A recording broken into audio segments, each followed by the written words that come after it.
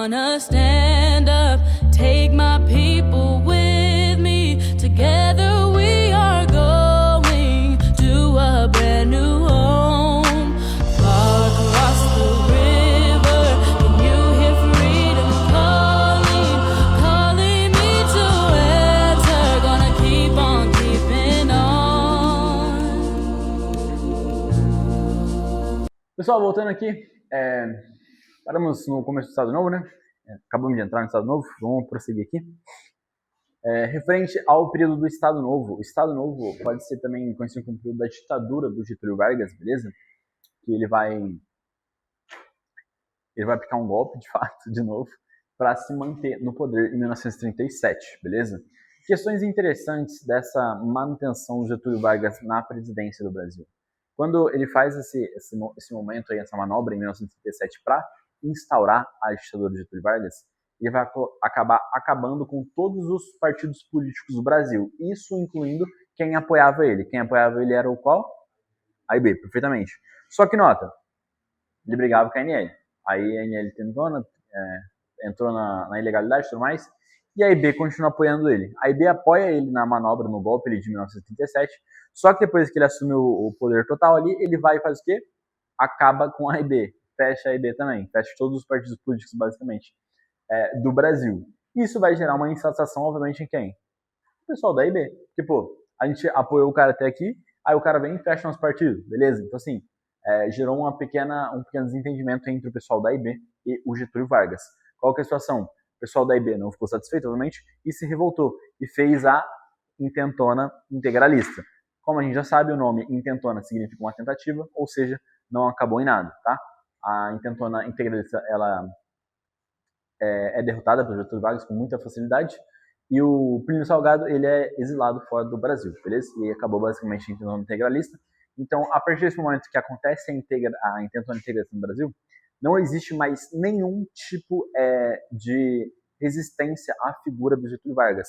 Não existe mais nenhum partido político, não existe mais nenhum movimento relevante contra o Getúlio Vargas nesse momento, tá? Então, basicamente, ele tem o Brasil inteiro à vontade, fechou?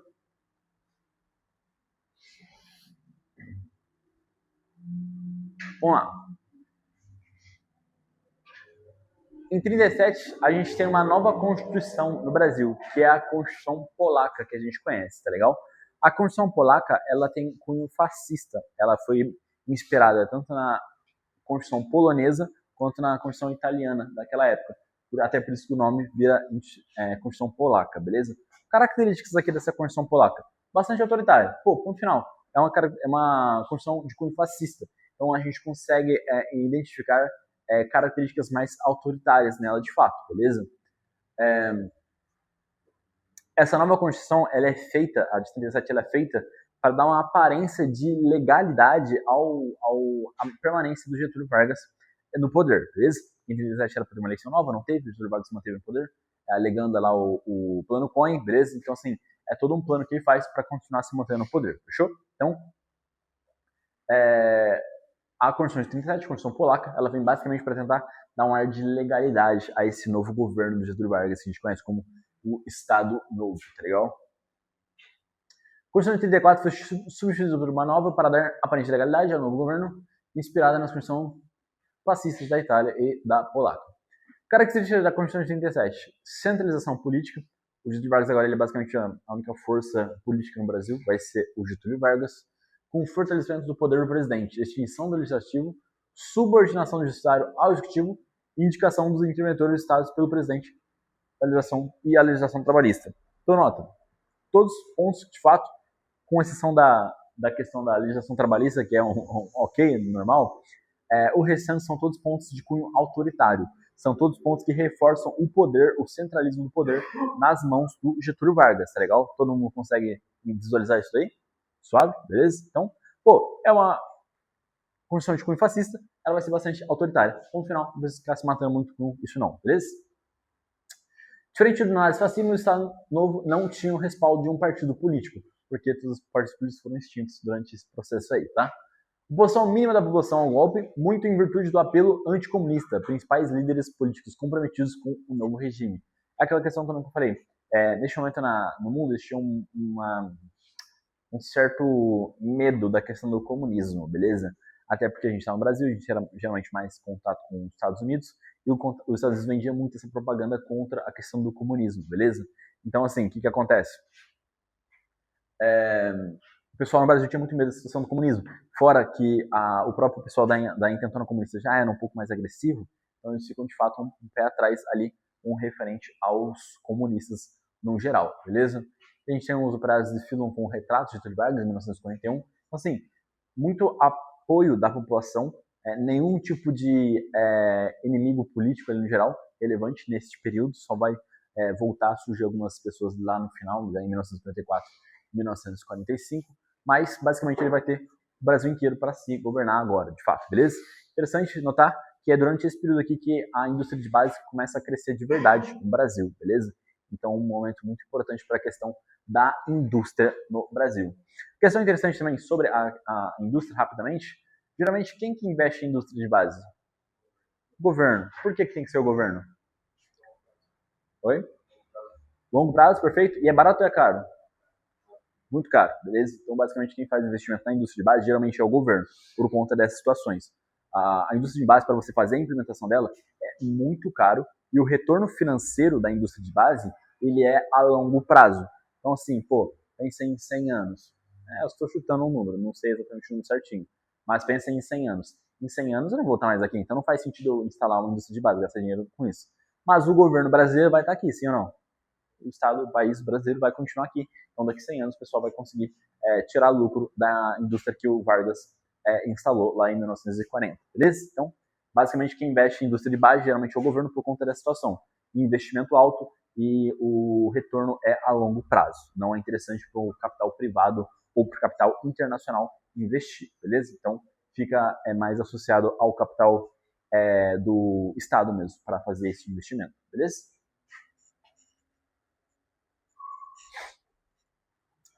Crescente operariado urbano que, apesar de aceitar o novo regime, passou a ter grande importância para a política brasileira. Os trabalhadores aceitaram Vargas porque havia também ganhos com sua manutenção no poder. É aquilo que eu falei, o Vargas ele dava bastante apoio à questão da grande população no geral. Ele que vem, cria as leis trabalhistas, cria o salário mínimo, cria as 44 horas semanais, cria todas as situações aí em prol do trabalhador. E lembrando que no Brasil, até este momento, nunca a gente teve nenhum tipo de política social voltada ao grande operariado, beleza? No geral, sim. Então, quando os Vargas vem e instaura essas políticas, obviamente ele ia ganhar bastante apoio político das grandes populações do Brasil, beleza? Uma questão interessante também que eu quero ressaltar com vocês, o Vargas, por mais que ele seja um cara aí do povão, que tenha criado CLTs, leis trabalhistas e tudo mais, ele se importa com o pessoal que trabalha na fábrica e também com o pessoal que trabalha no campo, sim ou não? Não. Perfeito. A maior parte das leis da CLT, das questões trabalhistas que vão ser desenvolvidas durante o Getúlio Vargas, a era do Getúlio Vargas, é voltada para o pessoal que trabalha em empresas, trabalha em fábricas, o operariado de fato, isso é legal? Pessoal que trabalha em campo, pessoal que não está associado à questão da fábrica no geral, não vai ter não vai ter nenhum, mas no geral não vai ter todos os direitos que o pessoal que trabalha na fábrica está ganhando neste mesmo período, beleza? Então, quando você pensar em Getúlio Vargas, ele é um cara que vai auxiliar bastante a questão do operariado, propriamente dito, tá legal?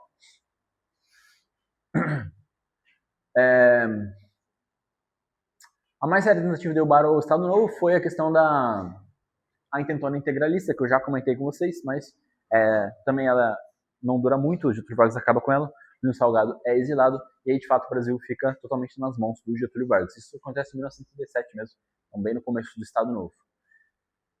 Isso gera, obviamente, a questão do fortalecimento do poder do Estado. Neste momento, a gente tem a criação do Departamento de Imprensa e Propaganda, que muito provavelmente você já conhece como o DIP, né? A abreviação é DIP, Departamento de Imprensa e Propaganda. O que fazia esse Departamento de Imprensa e Propaganda? Ele é basicamente uma figura, um meio de comunicação, que o objetivo dele era enaltecer a figura do Getúlio Vargas, beleza? Então, basicamente, era isso daí.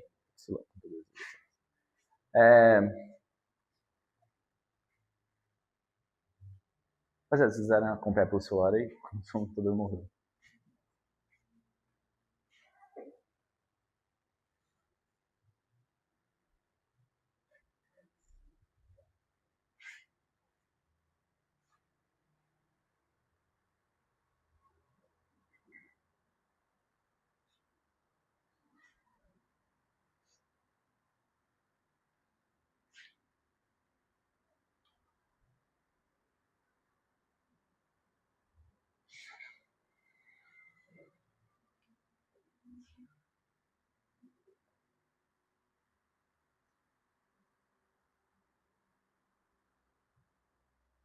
Voltando. O DIP, o objetivo dele era basicamente o quê? Fazer o controle ali dos meios de comunicação no geral, tá legal? Então, dessa forma, ele garante ainda mais o apoio, garante ainda mais a aproximação com as grandes massas, beleza? Com o povão no geral, com o operariado. Então, aí a gente começa a ver o grande apelo do Getúlio Vargas ao povão, que era basicamente quem mantinha o Getúlio Vargas no poder de fato, tá legal? Então, neste momento, o DIP, junto com o apoio, o apelo à população, aquela criação daquela figura carismática, aí que surgem as questões do pai dos pobres, mãe dos ricos, a situação do Vargas ser o amigo das crianças, tudo mais. Todas as situações são criadas durante o DIP, beleza? Que era um órgão estamental, obviamente, com o objetivo de enaltecer a figura do Getúlio Vargas. Neste momento também começam a sair livros didáticos que exaltavam a figura do Getúlio Vargas também, tudo para fazer eles controlam o meio de comunicação, eles conseguem controlar a opinião da população geral. Dessa forma, eles garantem o apoio da população geral para o Getúlio Vargas. Isso é interessante. Já ouviram falar em alguém que fez alguma coisa mais ou menos nesse mesmo sentido? Já, né? O cara de onde? O cara da Alemanha. Conhece um cara da Alemanha lá, rapaziada? Beleza? Ele fazia a mesma coisa, tá legal? Mas isso é basicamente uma característica em comum entre esses caras mais autoritários, beleza? Tanto Getúlio Vargas no Brasil, a gente pode colocar Mussolini, a gente pode colocar o Hitler, a gente pode colocar o Stalin. Todos esses caras, eles tinham essas mesmas características. Eles eram pessoas que faziam isso, faziam a questão do controle dos meios de comunicações para garantir apoio das massas, beleza? Dessa forma, eles conseguiam se manter no poder, beleza? Não é à toa Hitler conseguiu tanto poder, não é à toa Mussolini ganhou tanto poder, não é à toa Getúlio Vargas conseguiu ficar tanto tempo na presidência do Brasil, tá legal? É por conta do DIP, por controlar a questão dos meios de comunicação. Lembrando que naquela época existia internet, existia celular, existia computador? Não, só existia rádio e uma TV aqui ou lá, beleza? E TV, quando a gente pensa ainda mais pro período de JK. Então, TV, nesse momento aqui no Brasil, ainda era bastante raro, só quem tinha muito dinheiro tinha. Então, geralmente, o meio de comunicação aqui era somente rádio. Então, o cara ficava o dia inteiro lá escutando o rádio falando bem do Getúlio Vargas. Pô, Getúlio Vargas é muito legal, tá legal? Então, dessa forma, a gente tem um apoio, um apelo muito forte à questão da figura do Getúlio Vargas com a população no geral, ok? Dessa forma, a população acaba gostando ainda mais dele. O cara é o primeiro cara que veio, fez alguma coisa para a população, estava dando motivos de fato para ele permanecer lá, e ainda tinha esse apego com a questão dos meios de comunicação, não tinha como dar errado. Ele conseguiu garantir o apoio das grandes parcelas aí da população no geral durante todo o seu período. Não à toa ele vai ser reeleito, ele vai ser eleito, né? Durante os governos populistas mais pra frente. E aí sim, de forma legal pela primeira vez, né?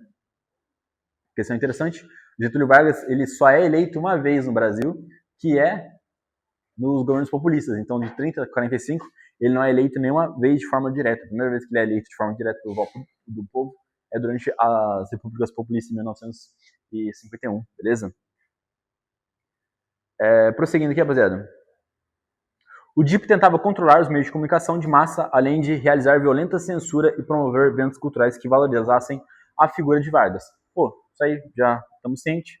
Principal meio de fortalecimento do poder do Estado, a aproximação de Vargas aos trabalhadores urbanos. Essa prática a gente chama de populismo, que eu já comentei também com o Getúlio Vargas, o pai do populismo no Brasil. Questão interessante, desde que surge o populismo no Brasil, ele continua existindo para sempre, beleza? Tá? Então, assim, os presidentes que tem eleição esse ano, você vai ver campanhas dos presidentes, geralmente sempre tentam fazer o quê? Um apelo à população, às grandes massas no geral, tá legal? Então, isso é basicamente o que a gente conhece como populismo, que desde que o momento que surge, nunca mais vai deixar de existir, para sempre vai continuar aí com a gente. Essa questão do populismo, beleza?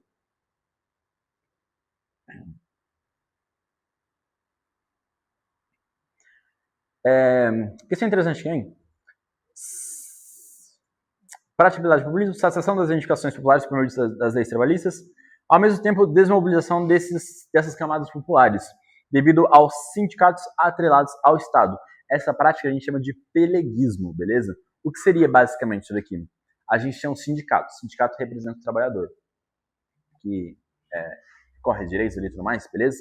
O que acontece? O Getúlio Vargas, por mais que ele cria a questão do direito a questão da... Sempre esqueço o nome. Da greve, perfeito. Quando ele cria a questão do direito à greve, o trabalhador tem direito à greve, ele vai e aparelha os sindicatos ao Estado. Dessa forma, ele controla os sindicatos. Se ele controla o sindicato, indiretamente ele está controlando quem? Trabalhador, sim ou não? Sim, beleza? Então, dessa forma, eu tenho uma possibilidade de acontecer a situação de uma greve? Não, porque geralmente quem organiza a greve é o próprio sindicato, beleza? Então, dessa forma, não vai acontecer nenhum tipo de greve nesse período. Inclusive, vai ser proibido greve no Brasil durante esse período, por mais que ele mesmo tenha criado a questão da greve, ele vai proibir também essa situação. Então, é uma questão bastante interessante que o Vargas vai realizar durante o governo dele. Foram introduzidos o salário mínimo, a semana de trabalho de 44 horas, a justiça do trabalho, a consolidação das leis trabalhistas, que é a CLT, né? A carteira profissional, as férias remuneradas, então tudo isso aqui foram direitos que o Vargas criou para a população no geral. Então, nota, ele não tinha só esse apego vazio à população. Ele tinha esse apego forte com a população, com a questão do DIP, mas, ao mesmo tempo, ele fazia o quê? Ele entregava benefícios de fato para a população. Dessa forma, ele conseguia manter bastante apoio popular para ele, beleza?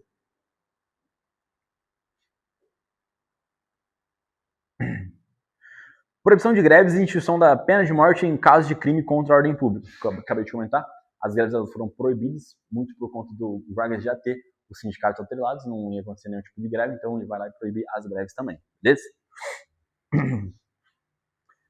A propaganda getulista. Com a criação do DIP em 1939, intensificou-se a propaganda oficial e a censura aos meios de comunicação, rádio, cinema, teatro e imprensa. Produção do programa de rádio A Hora do Brasil, que divulgava realizações do governo. Produção de cartazes que apresentavam Getúlio como salvador da pátria, beleza? Então, tudo exaltando a figura do Getúlio Vargas, o pessoal apoiar ainda mais, cada vez mais, o Getúlio Vargas, tá legal? Ministério da Educação, foi criado no Ministério da Educação, foram criados que disciplina de moral e civismo, aulas de canto com repertório nacionalistas, desfiles e paradas nas datas cívicas, livros didáticos que promoviam o culto à personalidade de Getúlio e a exaltação de seu governo, tá? Então era basicamente uma lavagem cerebral mesmo que o pessoal fazia em cima da população para garantir o apoio ao Getúlio Vargas, ok? Existiam várias músicas também, que são interessantes, geralmente aparecem em questões de provas, essas músicas que foram criadas durante esse período de Getúlio Vargas, que exaltavam a figura de Getúlio Vargas, beleza? Questão interessante que aparece também, geralmente nessas músicas, é a questão da união do povo no geral, tá? Na mesma música a gente vai ter o operariado sendo retratado, a gente vai ter o cafeicultor sendo retratado, a gente vai ter o empresário, vai ter o político sendo retratado na mesma música, porque o Getúlio Vargas era esse cara que agradava ambos os lados, beleza? Então, fiquem com a situação aí em mente. Parece bastante essas questões dessas musiquinhas que rolavam referente ao Getúlio Vargas, principalmente aqui durante o Estado Novo, beleza?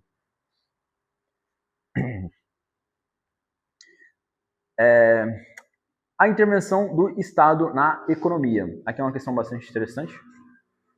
ênfase no prosseguimento da industrialização por substituição de importações.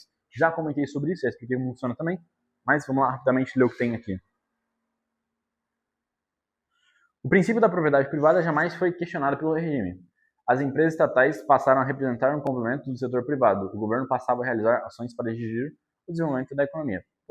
Ele não chegou a interferir no capital privado em nenhum momento, ele só direcionava basicamente os investimentos, tá legal? Então, dessa forma, ele vai industrializando o país. Indústria pesada ou de base necessita de grandes investimentos com retorno de longo prazo. As maiores estatais se dedicavam aos setores de siderúrgica, mineração, mecânica pesada, química, hidroeletricidade, tarará. A industrialização se consolida em meio a um regime autoritário. Há uma modernização que ocorre de uma forma mais conservadora, beleza? De forma um pouco mais lenta, um pouco mais gradual. O que acontece? Primeiro, indústria de base, posteriormente, associada à questão da substituição de importações, futuramente vem, de fato, a implementação da indústria automobilística no Brasil. Tá legal?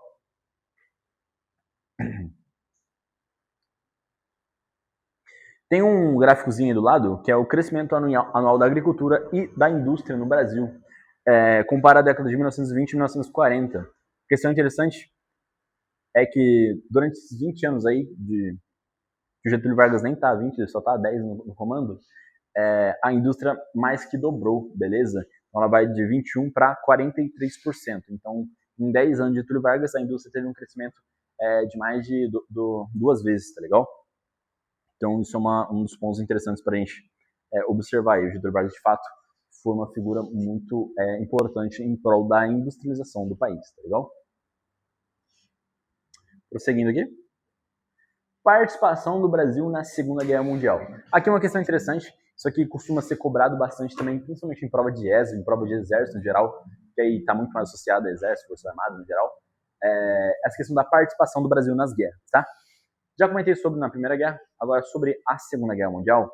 O Brasil ele vai participar diretamente do confronto, sim ou não? Sim, beleza? Ok. Onde o Brasil vai lutar? Na Itália, ok. O Brasil participa do dia D? Não. Dia D é onde? França, Normandia, perfeito. Dia D na França, Normandia, é o desembarque das tropas aliadas na França, né, para livrar a França das tropas nazistas no geral. Mas o Brasil não luta na França, o Brasil luta na Itália, tá legal? Tem algumas batalhas famosas que o Brasil participa, qual que é a principal deles, né? Monte Castelo, perfeitamente. A batalha mais importante que o Brasil participa durante a Segunda Guerra Mundial é a Batalha de Monte Castelo, ok? Vamos lá. O Brasil vai enviar tropas para a guerra? Sim. E vai enviar a FEB, Força Expedicionária Brasileira, ok? Vamos pegar ali, se não me engano, foi 25 mil soldados. Deve ter um número aqui, né? Não tem o número, mas se não me engano foi 25 mil soldados mesmo que foram enviados para a Segunda Guerra Mundial. Questão interessante, no começo da Segunda Guerra Mundial, quando começa a Segunda Guerra Mundial? 39? 39 dura até quando? 45, perfeito. O que acontece? Durante o começo da guerra, qual que é a postura do Getúlio Vargas? Ele já entra na guerra de um lado ou ele mantém uma política mais isolacionista? Uma política mais de neutralidade? Neutralidade, beleza? Tanto que, inclusive, em alguns períodos, tem no slide aí, vocês podem ler também, em alguns períodos o Vargas ele chega a elogiar o governo nazista, beleza? Ele chega também, mais no futuro ainda, no final da Segunda Guerra Mundial, ele chega a ter certos tipos de contatos com o pessoal da Rússia, o pessoal comunista, beleza? A União Soviética lá, então assim, era um cara bem, de fato, articulador. O cara conseguia fazer negócio com todo mundo ali, mesmo no período de Segunda Guerra Mundial. Então, basicamente, no período da Segunda Guerra, quem fizesse o melhor preço iria pegar, beleza? Era basicamente assim que funcionava. Porém, contudo, entretanto, aconteceu meio que um checkmate. Uma virada de chave ali. Qual foi a virada de chave? Estados Unidos. Estados Unidos chegou no Brasil, deu um empréstimo pra gente. A gente cedeu uma base lá no norte do Brasil, que os Estados Unidos lá de trampolim pra Europa. E a gente tinha que entrar na guerra ao lado dos Estados Unidos, beleza? Foi um empréstimo? Foi um apoio? Foi, ok. A gente pode colocar assim. Foi uma intimidação também? Pode ler isso como uma intimidação também. O Brasil tinha a moral, o direito de recusar a ajuda dos Estados Unidos? A ajuda dos Estados Unidos? Não tinha, beleza? Então, esses dinheiro aí a mais que entra para a questão da siderúrgica lá, ele é muito mais um bônus dos Estados Unidos mesmo, porque se eles só quisesse pegar a base e não pagar nada, não ia ter o que nós fazer, beleza? Mas, enfim, quando a gente pensa em história em geral, os Estados Unidos fez um empréstimo pra gente poder construir a siderúrgica, e a gente cedeu uma base em Natal, se não me engano agora, não lembro certinho onde fica lá, fica no Nordeste, no Norte do Brasil, para os Estados Unidos usar de trampolim para a Europa, beleza? Questões interessantes. A partir desse momento, também tem uma situação associada ao afundamento de alguns navios brasileiros, que é o pessoal culpou os alemães, só que tem um grande problema. Não tem como confirmar que foi alemão, porque naquela qualquer coisa que afundava era culpa dos alemães, beleza? Então, assim, não tem muito como fazer, bater o martelo de fato sobre isso.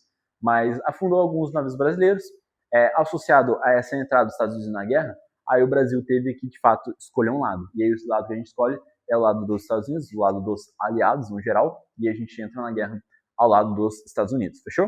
O Brasil envia 25 mil homens pela FEB. Qual que é o emblema da FEB mesmo? Uma cobra fumando? Todo mundo já viu o emblema da FEB, né? Vocês sabem de onde surge a situação aí da cobra fumando? Perfeito. Era um ditado popular, né? Guerra. Então, quando o Brasil, de fato, entra na guerra, o pessoal do exército, inteligentemente pensando, né? eles pegam esse ditado e transformam no emblema da FEB. E aí o emblema da FEB é a cobrinha fumando lá, beleza? Então bastante inteligente por parte do exército ali no geral. E aí o Brasil de fato participa na Segunda Guerra Mundial, luta ao lado dos aliados, integrando uma das partes do exército norte-americano, beleza? E é basicamente o envolvimento do Brasil durante a Segunda Guerra Mundial. Só que tem um grande problema aqui. A Segunda Guerra Mundial, o envolvimento do Brasil na Segunda Guerra Mundial vai gerar uma consequência para quem? Para o próprio Getúlio Vargas, tá legal? Por conta de quê? Vamos pensar comigo. Getúlio Vargas, Constituição polaca, de cunho fascista, italiana e polonesa, autoritário, tirano, ditador. Ele entra na guerra e luta contra quem? Contra Hitler, que era o quê? Ditador, fascista, autoritário, tudo mais.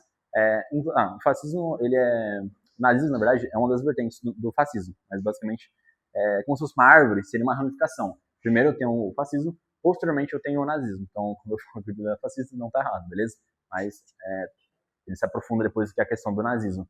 A questão do nazismo tem uns detalhes diferentes da questão do fascismo propriamente dito. O principal aqui seria a questão racial, tá legal? Hitler pregava que existia uma raça superior, que é a raça ariana, e aí de fato vira uma questão de preconceito, beleza? Então isso se difere do fascismo. O fascismo não tinha essa questão do preconceito racial, o Hitler já tinha, beleza?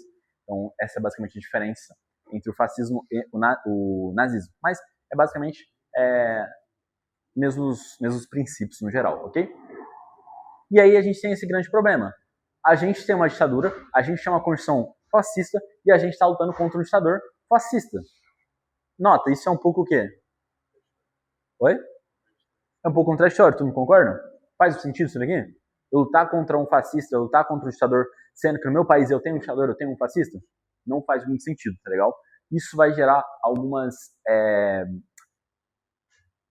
alguns momentos pedindo o fim do governo do Getúlio Vargas. Isso que vai levar, de fato, ao fim do nosso governo da era Vargas aqui, no geral. Mas vou voltar aqui para ver o que a gente tem no slide. Eu comentei com vocês. Na política externa, Vargas opta por linhas de neutralidade e pragmatismo, negociando com quem oferece maiores vantagens ao governo. Em junho de 1940, Vargas chegou a saudar o sucesso nazista e a aproximação dos Estados Unidos em empréstimo de 20 milhões de dólares para a construção de uma siderúrgica de Volta Redonda, o governo brasileiro agora favorável aos aliados. Junto aos ataques a navios brasileiros supostamente realizados pelos alemães, em 1942, possibilitou a entrada do país no conflito mundial. Como eu disse, supostamente, porque qualquer coisa que afundava no mundo naquele momento era ataque alemão, beleza? Então, existe essa situação aí. Questões interessantes também, referente ao Estados Unidos entrar na Segunda Guerra Mundial. Vocês lembram por que os Estados Unidos entram na Segunda Guerra Mundial? Por quê? Oi? O ataque Pearl Harbor? Perfeitamente, o ataque Pearl Harbor. Vocês lembram de quem que eram os países integrantes da guerra? Os aliados e da Entente? Quem que eram os aliados?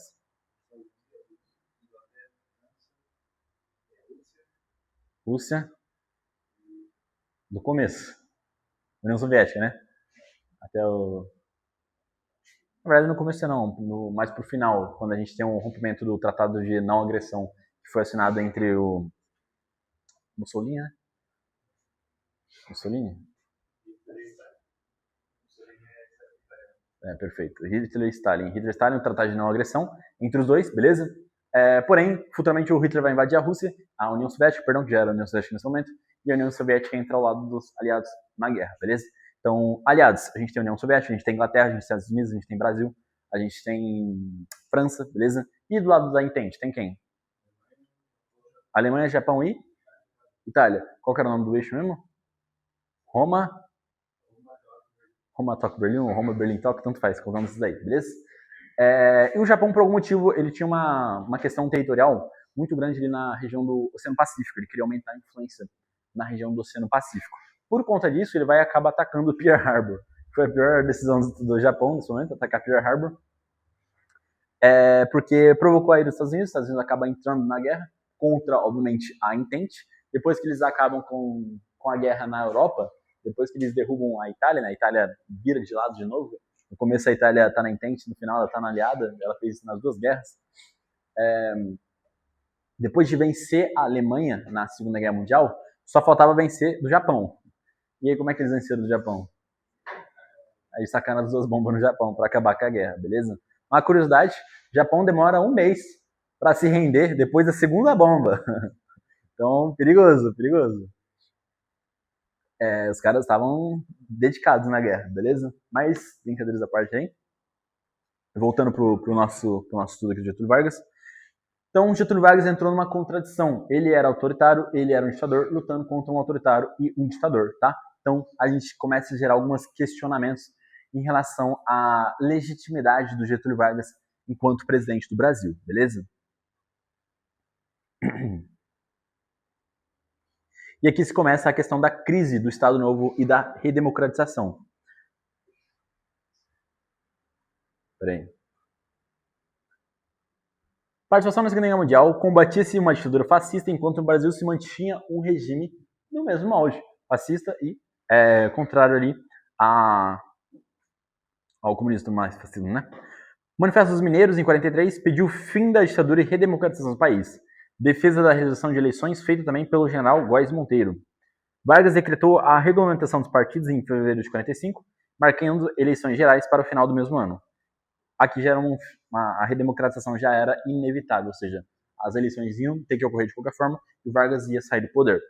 Porém, contudo, entretanto, antes, a gente tem a organização dos partidos para apoiarem o Partido Trabalhista, o PTB, criados sindicatos, vai surgir o PSD nesse momento também, surgem os partidos que a gente conhece no geral aí, para disputar, concorrer às novas eleições. Qual que é o problema?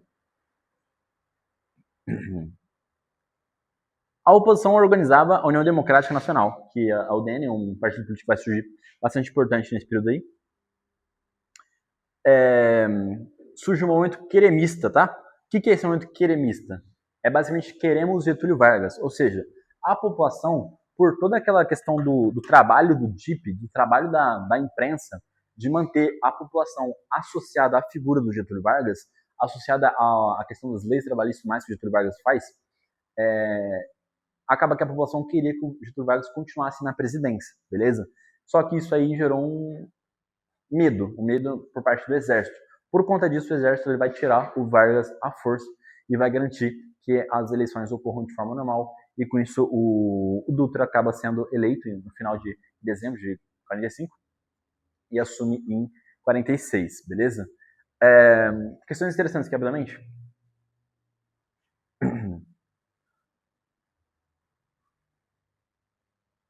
Momento querenista, organizados pelos aliados de Getúlio, com comícios nos quais repetia-se o lema "Queremos Getúlio", por isso o queremismo, beleza? Adesão bastante grande até mesmo dos comunistas, aqui é uma questão interessante, comprometidos com o combate ao fascismo. Eu quero que vocês voltem no slide anterior e vejam aquela imagenzinha ali do Getúlio Vargas. Como é que ele tá? Acharam, hein? Das 3 mãozinhas? No começo do Estado Novo, como é que ele tá? Führer Getúlio Vargas, ou seja, muito mais atrelado à questão do fascismo ali, do ditador e tudo mais. No meio desse período aí, quando a gente entra na Segunda Guerra Mundial ao lado dos Estados Unidos, ele está pagando uma figura de amigo da população, de cidadão e tudo mais. Então, amigo ali da questão da democracia e tudo mais. Então, fica esse meio termo aí. E no final, como ele vai receber apoio dos comunistas, porque o que acontecia? Os comunistas vão começar a apoiar a permanência do Getúlio Vargas no poder para impedir um surgimento de um partido fascista ou um partido nazista no Brasil, de certa forma aí, beleza? Então os comunistas começam a apoiar a permanência do Getúlio Vargas no Brasil. Então no final a gente tem um camarada Getúlio Vargas ali, né? Então, de fato, associado àquela situação que eu já comentei com vocês também, de ser um grande articulador e saber se portar ali durante situações para ter o maior apoio possível dentro das situações, beleza? Então, essa imagem é bastante interessante, inclusive essa imagem já foi questão de prova também, já apareceu em questões de provas, então fiquem bastante atentos nessa situação aí também. E aqui basicamente já finalizamos, tá legal? O Getúlio Vargas, como eu comentei, após o momento do queremismo, vai surgir a questão desse medo dele querer continuar no poder e tudo mais, o exército vai entrar em ação, vai tirar o Getúlio Vargas do poder e vai garantir que ocorram as eleições normalmente. E é isso que acontece. Getúlio Vargas sai do poder, ocorrem as eleições normalmente e o Dutra acaba sendo eleito pelo voto democrático. Inclusive, primeira vez no Brasil que a gente de fato tem uma eleição democrática no Brasil, tá legal? Sem nenhum tipo de meio ali para garantir a eleição de alguém, sem nenhum tipo de manipulação no geral, tá legal? Uma questão interessante é que o próprio Getúlio Vargas vai apoiar a candidatura do Gaspar Dutra, beleza? O Euroclube Gaspar Dutra, a estrada que nós temos aqui do lado, né? Então, bem tranquilo para a gente lembrar também. Então, aqui a gente basicamente finaliza o governo a era Vargas no geral, todos os 3 períodos, provisório, constitucional e a polaca, né? A ditadura militar do Vargas, tudo mais. Então, basicamente é isso daí, rapaziada. Pergunto pra vocês, alguém ficou com alguma dúvida aí? Tudo tranquilo?